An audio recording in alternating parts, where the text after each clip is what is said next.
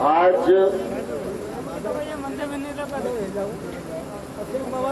फिर एक बार एंडोरी में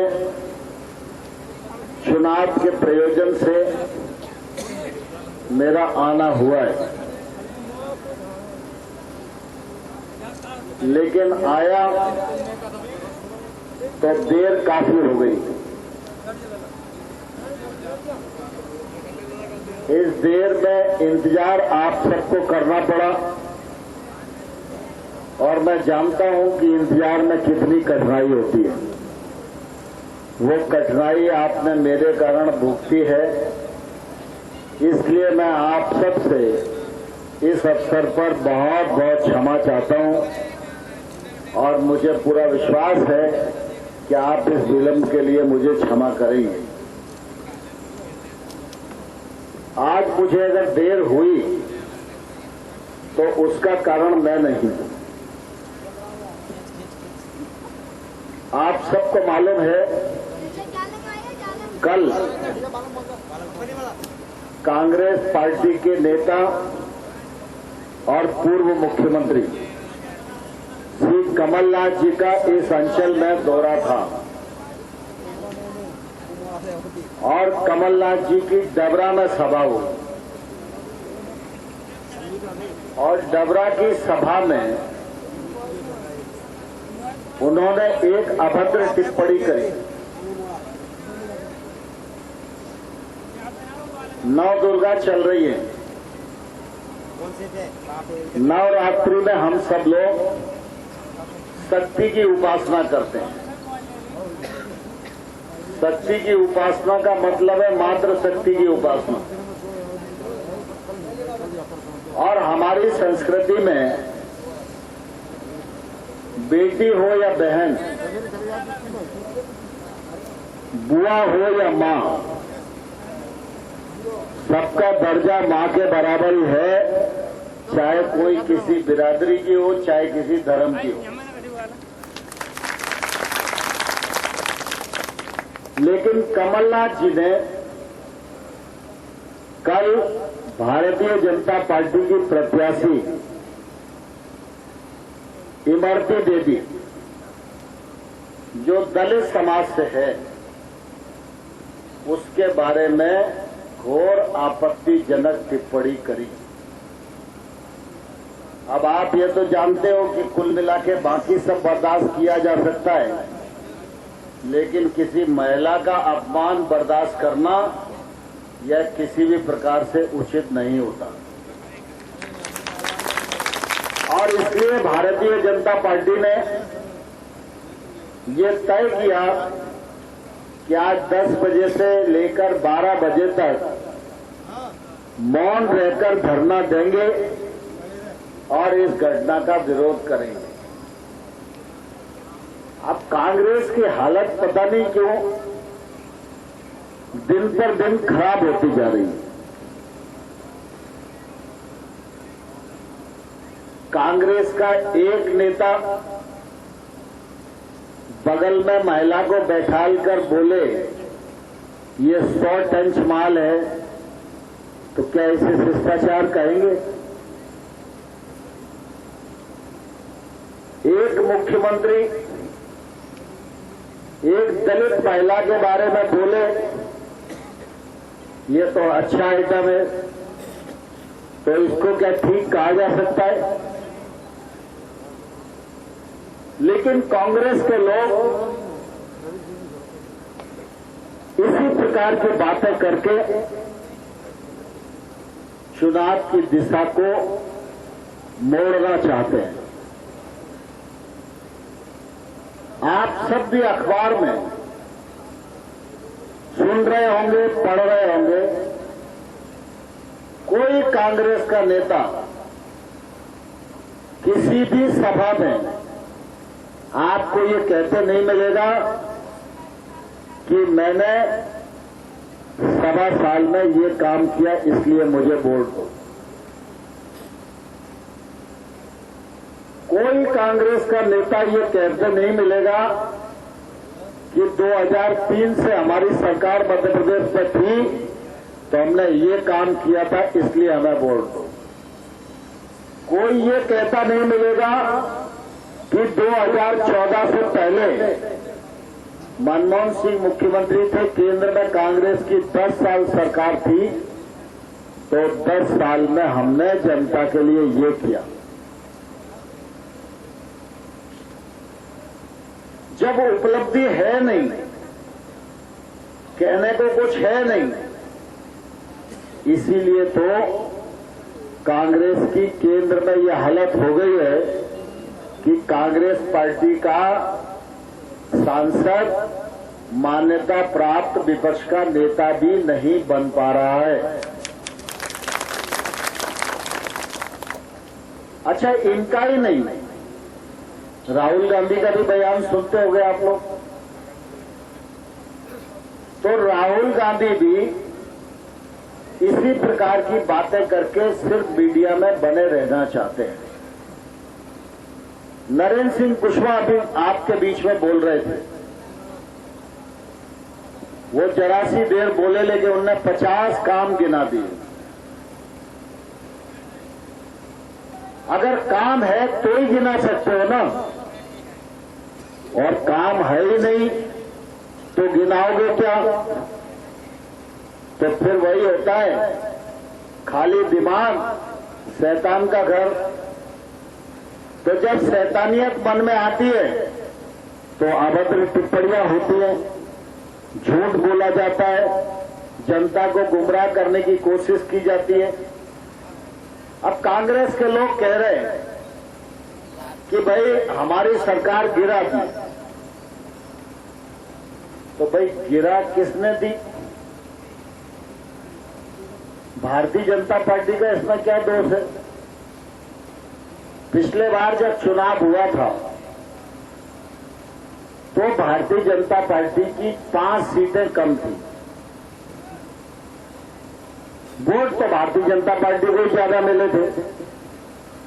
जब 5 कम थी तो अगर भारतीय जनता पार्टी को जुगाड़ करना होता तो 5 का जुगाड़ करना ज्यादा अच्छा था कि 28 का जुगाड़ करना ज्यादा अच्छा था? बताओ।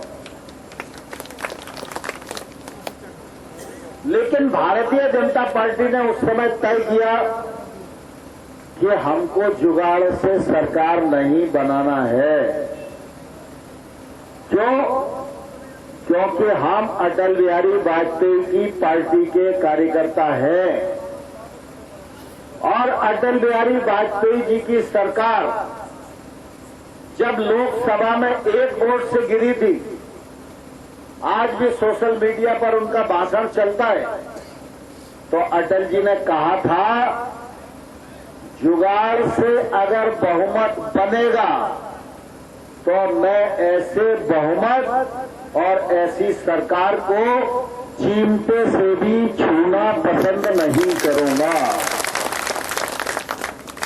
यह भारतीय जनता पार्टी का चिंतन और भारतीय जनता पार्टी का सोच है। हमने कहा भाई 5 विधायक ज्यादा हैं, कांग्रेस को सरकार बनाने दो। अब सरकार बहुमत में तो नहीं थी, लेकिन उनके विधायक ज्यादा थे तो बन गई। लेकिन कमजोर पैर होते हैं तो बीच बीच में हिलते रहते हैं। तो हम भी जब दिल्ली से भोपाल जाते थे तो पत्रकार पूछते थे कि अल्पमत की सरकार है, आप क्या करने वाले हो? तो मैं एक ही लाइन बोलता था कि कांग्रेस की सरकार का हम कुछ नहीं करने वाले हैं। तो लोग सुन रहे हैं कि कांग्रेस की सरकार गिर सकती है, तो मैंने हमेशा एक लाइन बोली, कांग्रेस की सरकार जब भी गिरेगी तो अपने बोझ से ही गिरेगी। अब रणवीर जाटव उनकी पार्टी के थे, ज्योतिरादित्य सिंधिया उन्हीं की पार्टी के थे। भाई हम नरेंद्र सिंह कुशवाहा को कुछ कहें समझ में आता है, सामंत भाई साहब को कुछ कहें तो समझ में आता है, दूसरी पार्टी का व्यक्ति हमारी बात क्यों माने? लेकिन तुम में सबको साथ रखने की क्षमता नहीं थी, इसलिए तुम्हारी पार्टी तुम्हारे ही विरोध में टूट गई, और टूट गई तो सरकार गिर गई। अब असफलता कांग्रेस की है, असफलता कमलनाथ की है, असफलता राहुल गांधी की है, और दोष पड़ रहे हैं भारतीय जनता पार्टी पे। अरे भाई, भारतीय जनता पार्टी प्रमुख विपक्षी दल है क्या? नहीं। हमारे 107 विधायक अभी थे, बीच में 2-3 की डेथ हो गई तो कम हो गए थे। अगर तुम्हारी पार्टी टूट रही है और टूटने के बाद मेरी पार्टी का नंबर सबसे ज्यादा है, तो मुझे क्या करना चाहिए? अगर मेरे पास ज्यादा लोग हैं तो मैं राज्यपाल को कहूंगा ना कि भाई मुझको बुलाइए सरकार बनाने के लिए। पहले तो कांग्रेस के पास ज्यादा था तो आपने उन्हें बुलाया। अब ये कहते हैं कि भारतीय जनता पार्टी को सरकार नहीं बनाना चाहिए थी। तो भारतीय जनता पार्टी नहीं बनाती तो कौन बनाती है? सपा तो है नहीं, सपा तो है नहीं। तो अपना दोष दूसरों पर मढ़ रहे हैं। जहां तक गद्दारी वद्दारी का सवाल है, कोई किसी ने गद्दारी नहीं करी। कमलनाथ की सरकार ने वादा खिलाफी करी, कमलनाथ की सरकार ने भ्रष्टाचार बढ़ाया, कमलनाथ की सरकार ने लूट घसोट बढ़ाई। तुम्हारे यहां आंतरिक विद्रोह हुआ और उसके कारण आप सड़क पर आ गए। इसका दोष किसी दूसरे को देने की जरूरत नहीं है। जहां तक विकास का सवाल है, तो विकास से तो कांग्रेस का कोई लेना देना है नहीं।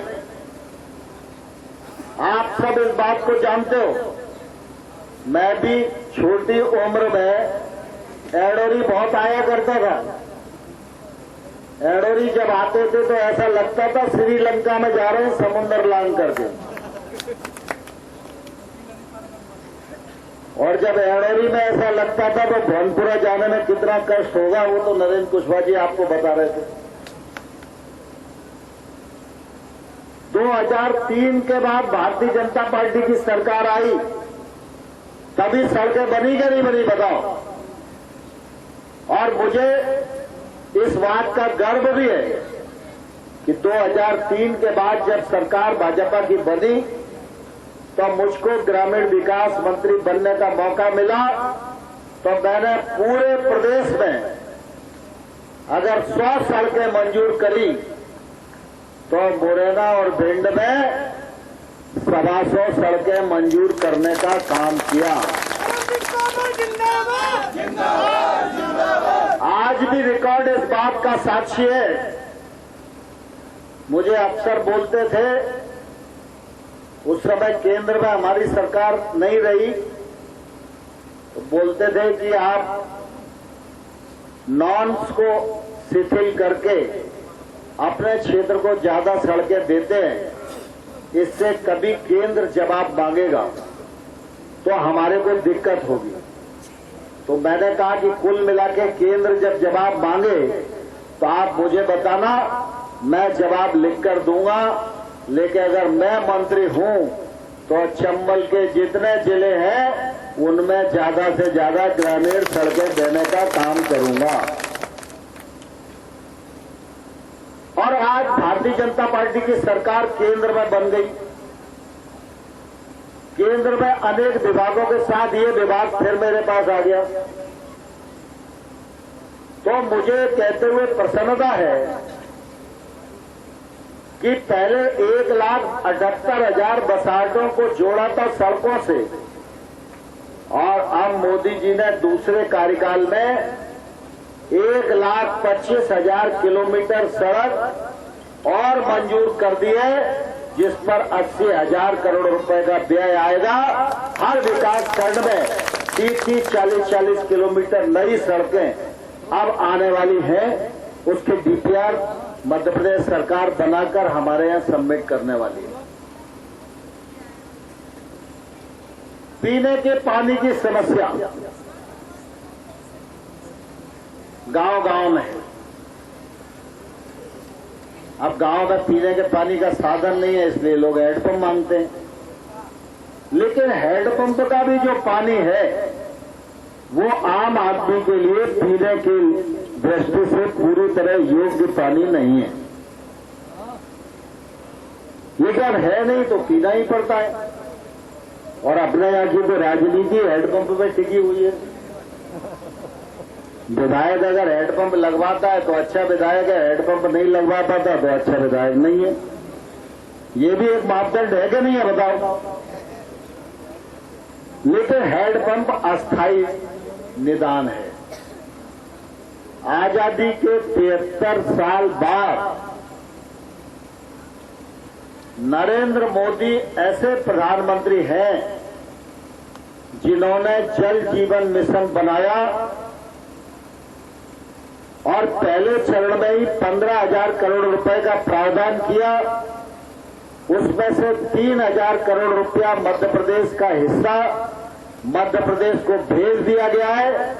आने वाले 5 वर्षों में देश का हर बड़ा गांव हैंडपंप से पानी नहीं पिएगा, वो ट्रीटेड वाटर पिएगा और टोटी वाला पानी पिएगा, जिससे कि उसके स्वास्थ्य पर कोई विपरीत असर न पड़े।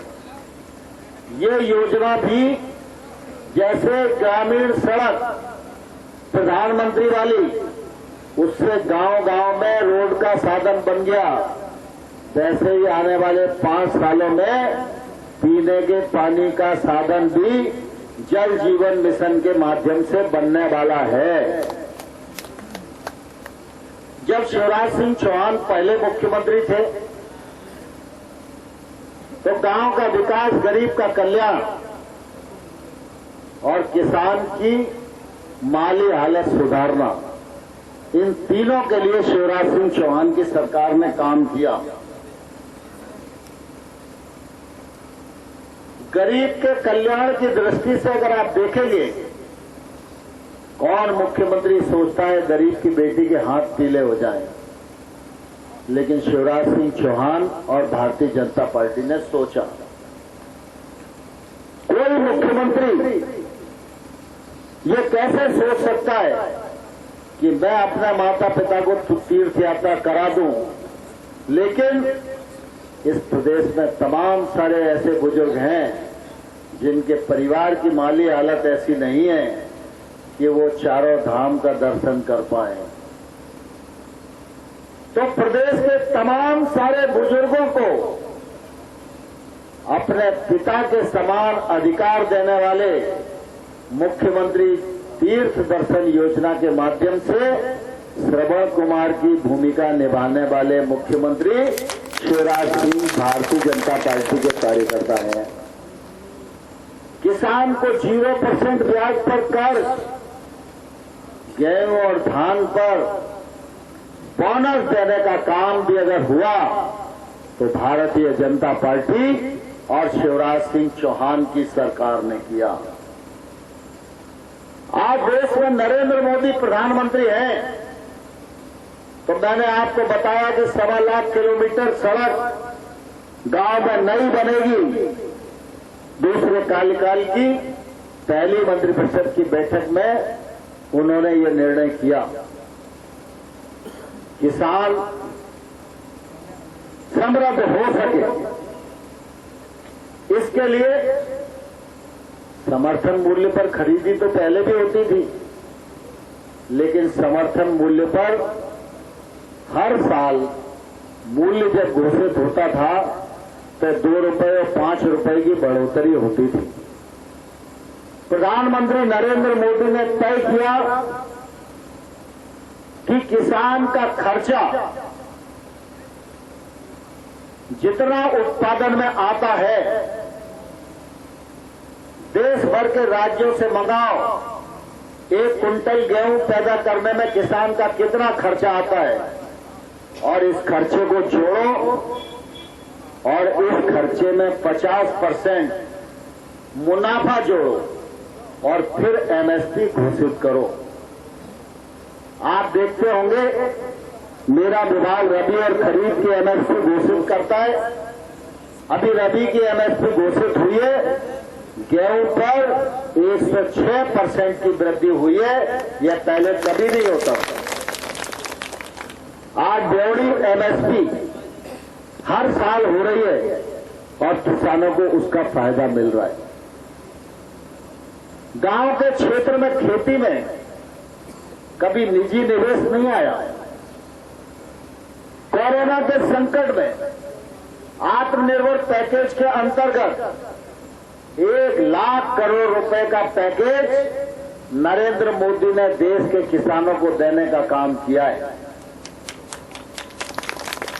ये पैकेज अगर वेयर हाउस बनाएगा तो ये वेयर हाउस गोहद में और ग्वालियर में नहीं बनेगा। ये 1 लाख करोड़ रुपया है कि आप टैक्स के माध्यम से, एफपीओ के माध्यम से, किसानों के समूह के माध्यम से आप एड़ोरी में बनाओ, आप खरेता में बनाओ, आप शेरपुर में बनाओ, जिससे कि उस वेयर हाउस का उपयोग आसपास के किसान कर सके। 1 लाख करोड़ रुपए का पैकेज प्रधानमंत्री जी ने देश के किसानों को दिया है, जिस पर काम प्रारंभ हो गया है। मैं आप सब लोगों से भी आग्रह करना चाहता हूं, आपके यहां जो टैक्स है, टैक्स करे तो ठीक, नहीं तो आप एफपीओ बनाइए और मेरे यहां आवेदन करिए। वैसे तो बैंक में लोन लेने के लिए 2-4 जोड़ी चप्पल लगती है, क्योंकि चप्पलें घिस जाती है तब बड़ी मुश्किल से बैंक में लोन मिलता है। लेकिन ये योजना ऐसी नहीं है। इसमें आप आवेदन करके अगर मुझे भी चिट्ठी लिखोगे तो मेरे ऑफिस में हर हफ्ते सारी बैंक के अधिकारी बैठते और मॉनिटरिंग करते हैं कौन सा प्रोजेक्ट क्यों नहीं हुआ। अगर प्रोजेक्ट में कमी है तो प्रोजेक्ट को दुरुस्त कराया जाता है। पूरे देश में आज बैंक 1 लाख करोड़ रुपया किसान के हाथ में जाए, इसके लिए लालायत है और प्रयत्नशील है। कानूनी बदलाव की दृष्टि से अगर आप देखोगे तो अभी आपको अपना अनाज मंडी में ही ले जाके बेचना पड़ता है, और मंडी में भी आड़तिया ने 1, 2, 3 जिस भाव पर कर दी, आपको फुसाए न फुसाए दे के आना ही पड़ता है। आना पड़ता है कि नहीं आना पड़ता। और बाकी तौल में, बाकी सब चीजों में जो होता है वो तो मंडी में जग जाहिर है।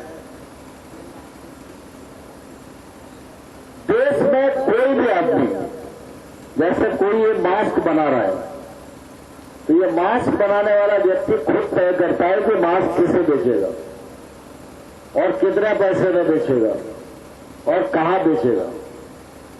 लेकिन देखिए, आजादी के 73 साल बाद भी देश का सबसे बड़ा उत्पादनकर्ता किसान है। किसान को इस बात का अधिकार नहीं है कि वो अपनी फसल कहां बेचे और किस भाव पर बेचे। आप अपना धान ग्वालियर की मंडी में नहीं बेच सकते, आप अपना धान झांसी में नहीं बेच सकते, आपको अपना गोहद में ही बेचना पड़ेगा। ऐसा क्यों होना चाहिए?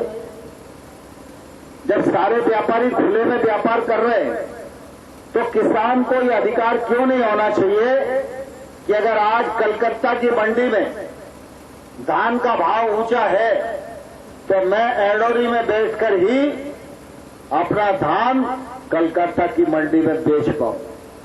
ये अधिकार क्यों नहीं होना चाहिए? दुनिया के लोग बोलते थे अधिकार किसान को मिलेगा तभी किसान के घर में समृद्धि आएगी, लेकिन यूपीए की सरकार हिम्मत नहीं कर पाई। आज प्रधानमंत्री नरेंद्र मोदी जी ने नया कानून बनाकर यह सुनिश्चित कर दिया है कि एड़ोरी के किसान अपने घर से, अपने खेत से, वेयर हाउस से, जिसे भी, जहां भी मन चाही कीमत पर अपनी फसल बेच सकते हैं और उस पर कोई भी राज्य का टैक्स नहीं लगेगा और कोई भी राज्य का और केंद्र का टैक्स उस पर नहीं लगेगा। कानूनी बंदिश पूरी तरह समाप्त हो गई। मंडी की जंजीरों में जकड़ा हुआ किसान प्रधानमंत्री नरेंद्र मोदी ने मुक्त कर दिया है। आज तक थोड़ी बहुत सब्सिडी फर्टिलाइजर या बाकी चीजों पर मिलती है, लेकिन देश की पहली योजना है जिसमें इतना भारी भरकम प्रावधान है, प्रधानमंत्री किसान सम्मान निधि। इस योजना के तहत 75,000 करोड़ रुपया प्रति वर्ष 6,000 रुपया किसान के हिसाब से बटन दबा के किसान के खातों में भेजने का काम नरेंद्र मोदी जी की सरकार करती है। अभी शिवराज सिंह जी को दोबारा मुख्यमंत्री बने 6 महीना नहीं हुआ, इसमें कोरोना का भी संकट है। टैक्स के 100 रुपए आते थे तो अब 100 में से 10 ही आ रहे हैं, क्योंकि काम धंधे चल नहीं रहे। टैक्स तो तभी आएगा जब कारखाना चलेगा, जब व्यापार होएगा, तो 100 में से 10 रुपए आ रहे हैं। लेकिन फिर भी अगर सरकार किसान हितैषी है, मुख्यमंत्री किसानों का हित चिंतक है, तो परिस्थिति बेशक प्रतिकूल रहे, मन में ललक रहती है कि मैं अपने किसान के लिए कुछ न कुछ करूं। और आपने देखा इस प्रतिकूल परिस्थिति में भी शिवराज सिंह चौहान जी ने सम्मान निधि में 6,000 के साथ 4,000 रुपया जोड़ा। अब पूरे देश के किसानों को 6,000 रुपया मिलेगा, लेकिन मध्य प्रदेश के किसान को सम्मान निधि का 10,000 रुपया हर साल मिलेगा। ये किसान हित की परिचायक सरकार का चरित्र है। आप सब लोगों ने देश में नरेंद्र मोदी जी को ताकत दी। अब नरेंद्र मोदी को ताकत दोगे तो वो तो देश के ही काम आएगी, क्योंकि मोदी जी को तो घर द्वार कोई है नहीं, जो कुछ है देश है और देश की जनता है। आपने ताकत दी तो कांग्रेस हमेशा ये कहती रही धारा 370 खत्म होगी तो देश में आग लग जाएगी।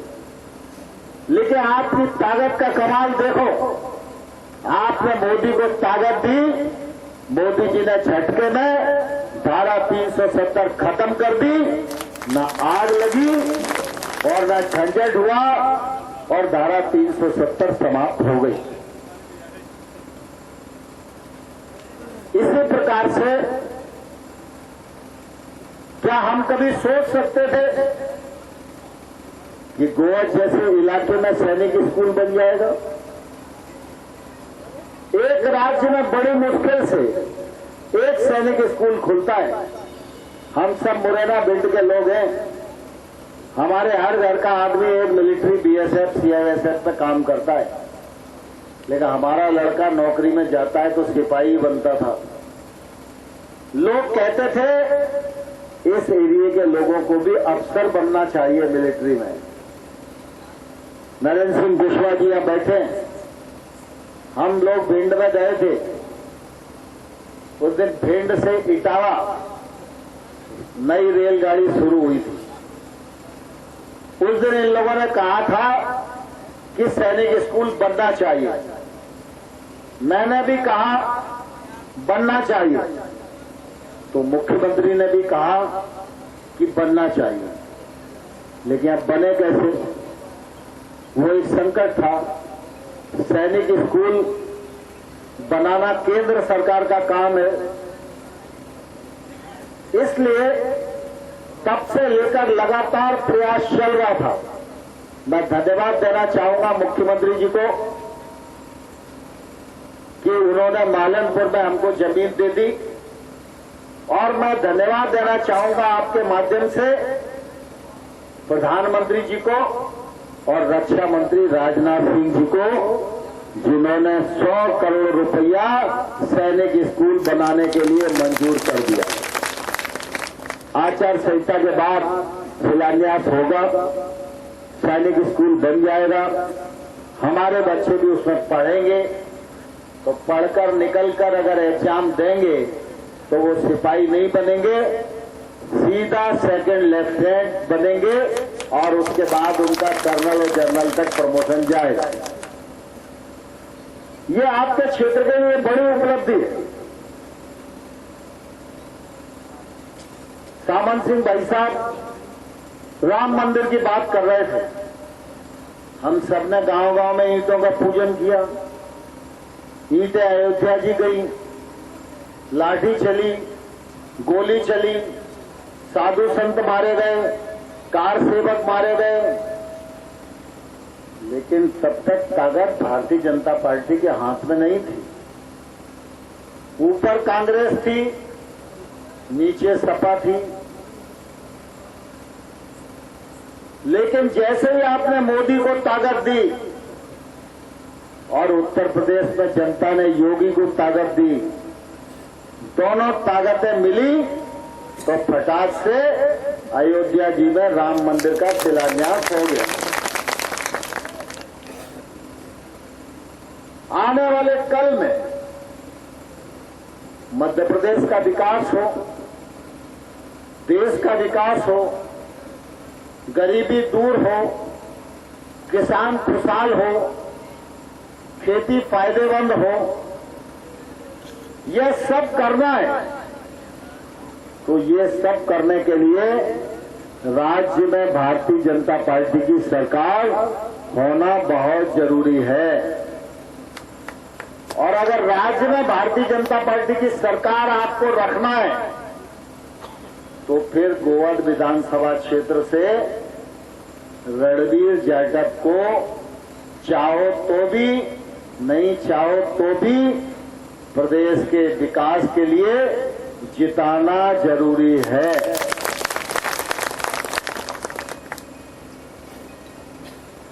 रणबीर अपने क्षेत्र गई है। कल तक वो कांग्रेस में था, पिछली बार हम भी उसके खिलाफ ही प्रचार करने आए थे। आप सब लोग भी कुछ पक्ष में होंगे, कुछ पक्ष में नहीं होंगे, लेकिन आज उसने अपनी 3.5 साल की विदायगी छोड़ी, परिणाम स्वरूप भाजपा की सरकार बनी, तो भारतीय जनता पार्टी ने उसको अपना प्रत्याशी बनाया। हो सकता है यहां पर बहुत सारे लोग ऐसे हों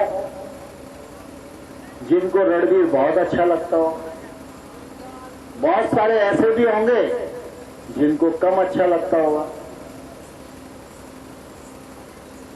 लेकिन सवाल रणबीर जाटव का नहीं है। सवाल अच्छा लगने का और कम अच्छा लगने का नहीं है। अब वो कल तक कांग्रेस में था, तो आप मुझसे भी पूछो तो मैं भी कह सकता हूं कि मुझे जितना भाजपा का कार्यकर्ता है उतना अच्छा नहीं लगता, लेकिन मेरा दायित्व क्या है? मेरा दायित्व अपनी इच्छा की पूर्ति करना नहीं है। मेरा दायित्व है मध्य प्रदेश की जनता की उन्नति करना। मेरी जिम्मेवारी है मध्य प्रदेश के गरीबों के जीवन स्तर में बदलाव लाना। मेरी जिम्मेवारी है मध्य प्रदेश के गांव-गांव में विकास करना। तो अगर ये विकास का रास्ता रणबीर जाटव को जिताने से खुलता है तो मैं रणबीर जाटव के कंधे से कंधा भी मिलाऊंगा और कदम से कदम भी मिलाऊंगा और उसको जिताने की पूरी कोशिश करूंगा। आप सब लोग में भी कुछ ऐसे होंगे जिनको कम अच्छा लगता होगा, लेकिन जिनको कम अच्छा लगता है उनको भी 3 तारीख तक बहुत अच्छा लगे। इसीलिए मैं नरेंद्र सिंह कुशवाहा, राजेश सोलंकी जी, सामंत भाई साहब, विनोद जी, जादौन साहब, ये सब यहां पड़े हुए इसीलिए कि आपको थोड़ा सा कम अच्छा लग रहा है। हमारे हाथ जोड़कर प्रार्थना है कि आपको पूरा अच्छा लगे और आपका पूरा आशीर्वाद उसे मिले। आप एक वोट 3 तारीख को कमल पर दोगे तो आपके एक वोट से रणबीर जाटव विधायक बनेंगे। लेकिन आपका एक बोर्ड रणवीर जाटव को तो विधायक बनाएगा ही, लेकिन आपका एक बोर्ड मध्य प्रदेश में शिवराज सिंह की सरकार को भी स्थायी सरकार बनाने में योगदान देगा।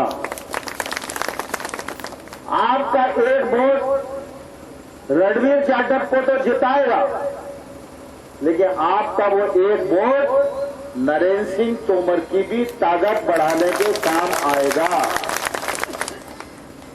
आपका एक वोट रणवीर को तो विधायक बनाएगा, लेकिन यही आपका एक वोट देश में नरेंद्र मोदी के हाथ मजबूत करने के लिए भी काम आएगा। वोट एक ही है और वोट एक ही दिन पड़ेगा, लेकिन एक वोट से हम कई चोटें कर सकते हैं। तो इसलिए मैं आप सबके बीच में आज प्रार्थना करने के लिए आया हूं। एडोरी हमारे इस इलाके का बहुत ही प्रतिष्ठित और बड़ा गांव है। एडोरी गांव में अगर एक बार संकल्प ले लिया तो पूरी 84 में संदेश चला जाता है, और 84 में अगर कमर कस ली तो बस उसी की जीत सुनिश्चित हो जाती है गोहर विधानसभा क्षेत्र। तो आज आप सब लोग इस बात का संकल्प करें कि हम सब बचे हुए समय में भारतीय जनता पार्टी को जिताने का काम करेंगे, और भारतीय जनता पार्टी जब जीत जाएगी, सरकार स्थायी हो जाएगी। मुझे भैया ने अभी एक ज्ञापन दिया स्कूल की समस्या को लेकर, तो मैं आपसे अनुरोध करना चाहता हूं। अब मैं दौरे में रहता हूं तो ज्ञापन तो मुझे बहुत मिलते हैं, और वो ज्ञापन को मैं भेजता भी हूं, लेकिन उससे पूरा काम नहीं चलेगा। थोड़ी चला फिरी आप लोग भी करो। मैं ग्वालियर में रहता हूं और हफ्ते में एक बार ग्वालियर और मुरैना 2 दिन के लिए कम से कम आता ही हूं। चुनाव पूरा हो जाए तब आप में से 1-2 जने आइए। उस समय मैं पूरी कोशिश करूंगा कि जो काम आपने बताया वो भी हो, और सामंत भाई साहब को भी पीछे लगा के रखो। सामंत भाई साहब रहते ग्वालियर में, लेकिन एडोरी के, तो एडोरी का कोई भी काम हो, आप नहीं आ पाओ तो सामंत भाई साहब को बता दो। मुझे जो चिट्ठी मिलेगी मैं ईमानदारी से आपकी समस्या हल करने का पूरा प्रयास करूंगा। आप सब लोग आशीर्वाद देने को तैयार हो?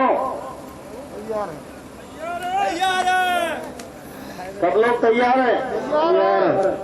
तो दोनों हाथ उठा के मुट्ठी बांधो। भारत माता की, भारतीय जनता पार्टी जिंदाबाद।